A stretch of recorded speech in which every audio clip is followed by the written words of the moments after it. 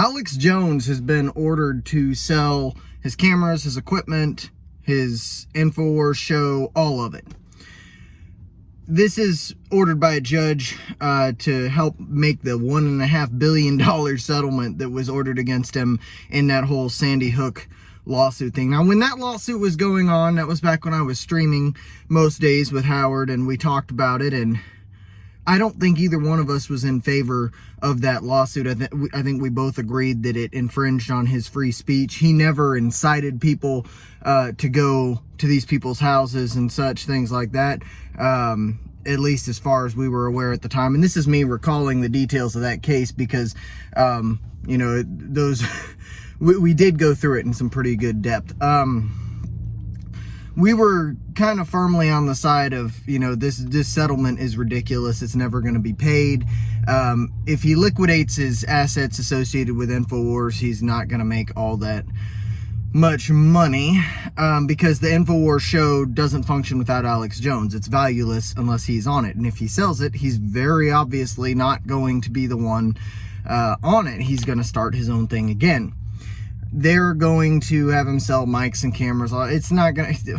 What was the thing that went viral when this happened? That he was ordered to pay the GDP of France? It's not going to go very far toward that. I first became aware of Alex Jones in the early 2000s. My dad was a big Alex Jones InfoWars guy.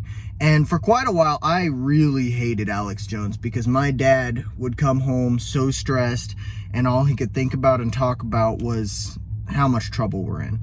And it was right. He wasn't wrong in a lot of ways. Now, Alex Jones, I'm not going to say he's right about everything, but he was right about a lot of things, especially regarding, you know, the economy, the prices of gold and silver, the Iraq war, things like that, you know, my dad would stress about.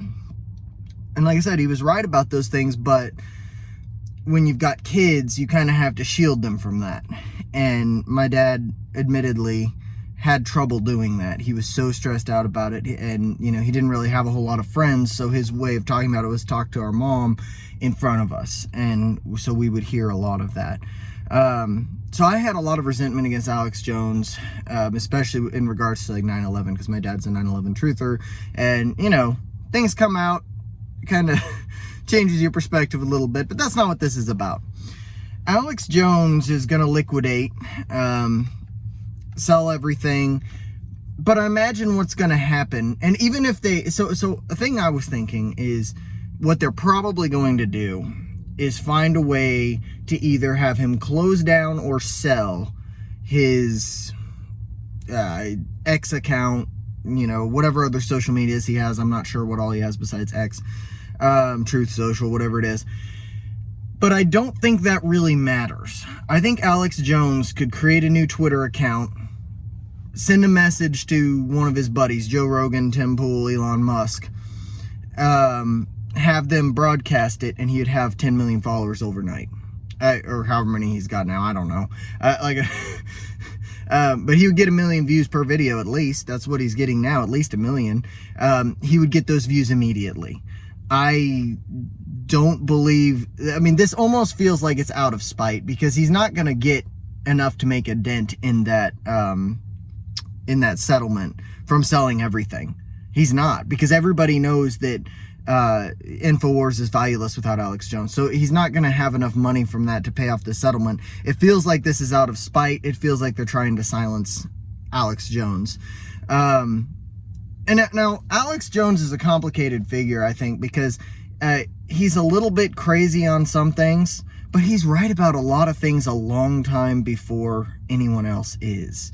And a lot of things that, you know, 20 years ago we said, oh, Alex Jones is a nut job. Now we're just like, we accept them as fact. 9/11 sketchiness, for example, that was something.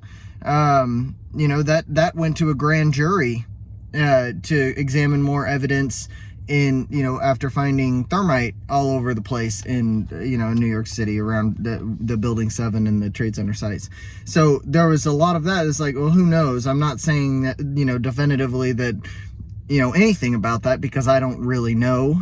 But there's a lot of, you know, a lot of questions that need to be answered that probably never will be. Another one was connection of like pedophilia to celebrities and politicians. Well, with, you know, Diddy and Epstein, my God, Alex Jones was on that decades before anybody else was. I mean, there's been a lot, you know, the weapons of mass destruction in Iraq, you know, talking about the central banks in all the countries that we were invading and bombing and, you know, threatening, including like Iraq, and then, oh, you know, Libya. And at any rate, Alex Jones was right about a lot of things, and he's usually right about them a long time before anyone else is. And I think that it serves a lot of powers that be to have him silenced. Now, the whole Sandy Hook thing, I don't think he should have said a lot of the things that he said. But it's his right to say those things. And this is kind of what free speech is it not? He said things that were unpopular. He's facing consequences from them. However, I don't believe that he ever told people to harass the families or, you know, such things as that. I don't think he directly called for those things, so I don't think that anything he said wasn't protected by the First Amendment. Although I know at one point he said, well, you can, you know, check into this yourself and see. That was one of the lines they used against him in the trial, but that's not saying, you know, hey, go, you know, give these families a hard time.